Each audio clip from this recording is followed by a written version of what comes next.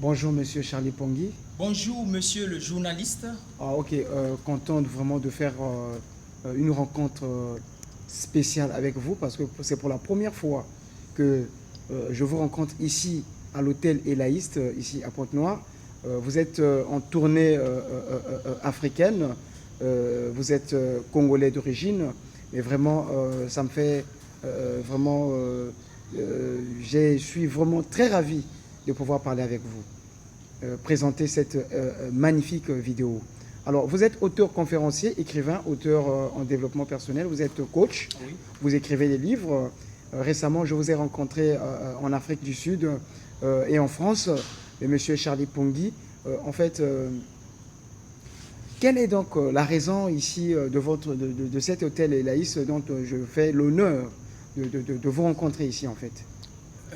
Tout d'abord, la raison primordiale de ma présence ici à l'hôtel Elaïs est que j'ai été invité pour une activité très importante, pour un concours très important, un concours dénommé le concours d'éloquence, où j'ai assisté à des jeunes très éloquents, vraiment une couche juvénile vraiment très éloquent. Éloquent en quoi en fait? Éloquent en quoi? Éloquent vraiment en parole, vraiment il y a du verbe, il y a du verbe vraiment. Vraiment j'ai apprécié ce moment-là, c'était un moment très magnifique, vraiment, un moment d'éloquence. Ok, d'accord. Vous êtes coach en développement personnel. Moi en tant que journaliste, qu'est-ce que ça veut dire en fait? Coach en développement personnel, ça veut dire quoi? Oui, effectivement, vous avez raison. Et en motivation. Souvent, vous dites souvent que vous êtes coach en développement personnel et en motivation, en fait. Ça veut dire quoi, en fait? Oui, exact. Merci beaucoup pour la question posée. Tout d'abord, c'est que je suis coach en développement personnel et en motivation parce que le développement personnel rime avec la motivation. Vous voyez, c'est quoi le développement personnel? Le développement personnel, c'est une science de la réussite. C'est une philosophie de la réussite qui amène l'individu, la personne, à découvrir ses potentialités, à découvrir ses talents. Vous voyez? Et atteindre sa pleine destinée, atteindre sa pleine vie sur la terre. Grâce au développement personnel, vous allez découvrir ce à quoi vous êtes appelé à exercer dans le monde. Le développement personnel vous amène à un autre palier. Donc voici un peu ce que je peux dire. Donc le développement personnel rime avec la motivation. Donc à cela j'associe le développement personnel et la motivation. Motiver les gens, pousser les gens à entrer en action, à découvrir leur potentialité et atteindre leur destinée farouche sur la terre. Alors, monsieur Charlie Pongui, avez-vous un mentor? Avez-vous un mentor ou bien quelqu'un qui vous inspire? Oui, bien sûr. Vous pouvez citer leur nom ou bien vous en avez combien en fait? Exactement, merci pour la question. Un aigle ne peut pas prendre à son volet sans la participation d'un autre aigle. Vous voyez? Alors, j'ai plusieurs mentors, mais en particulier Raoul Wafo, oui. Parce que je le suis à tout moment. À tout moment, je regarde ses vidéos, à tout moment, vraiment, je suis en contact,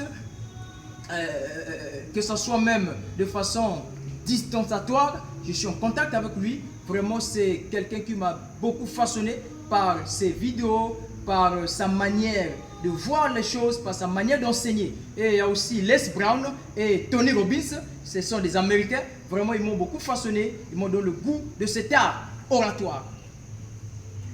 Alors, qu'est-ce qui vous inspire chez Raoul Wafo en fait? Bien, ce qui m'inspire chez Raoul Wafo, c'est son éloquence.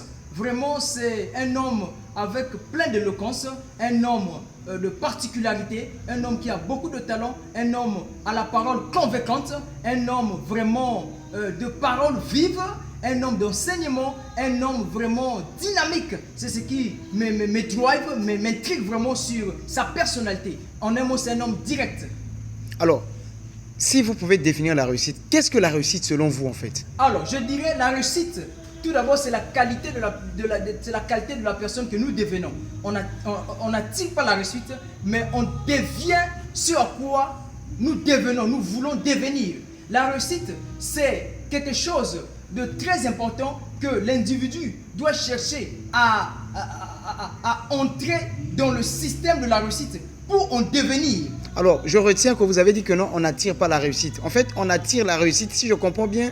Vous avez dit qu'on n'attire pas la réussite, ça dit qu'on ne cherche pas la réussite. C'est ça, non? Oui, exact. Voilà, donc ne pas attirer la réussite dans le sens où, si vous êtes ignorant, vous n'allez pas attirer la réussite. Exact. Si je comprends bien dans le sens dans lequel. Exact, vous avez bien compris ma question. Lorsque la réussite n'appartient pas aux ignorants, je vais vous dire quelque chose très choquant. Tout ce qui vous appartient, si vous êtes ignorant de ça, cela ne vous appartient pas. Un héritier qui est ignorant de l'héritage de son père, l'héritage n'appartient pas à cet héritier. Alors, vous n'êtes pas conscient de la réussite ne vous appartient pas. On attire la réussite lorsqu'on devient conscient de la réussite. On devient une réussite lorsqu'on est conscient de la réussite. Ah, je comprends.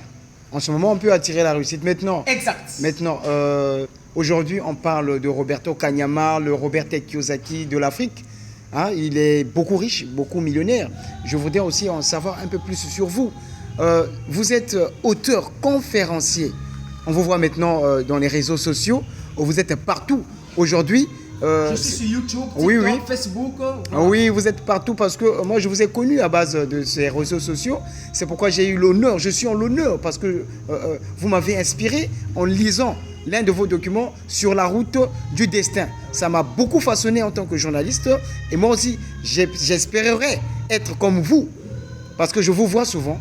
Et ma femme et mes enfants vraiment parlent beaucoup de vous.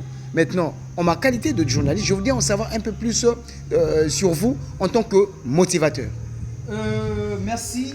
En ma qualité de motivateur, tout d'abord, je dirais, c'est un don, c'est une naturalité qui m'a été octroyée par le ciel. Tout d'abord, c'est pas facile, hein? C'est pas facile de motiver, c'est pas facile de motiver une personne, de donner le goût de la vie à une personne qui a un visage froissé, à une personne qui a perdu le goût, le désir de vivre.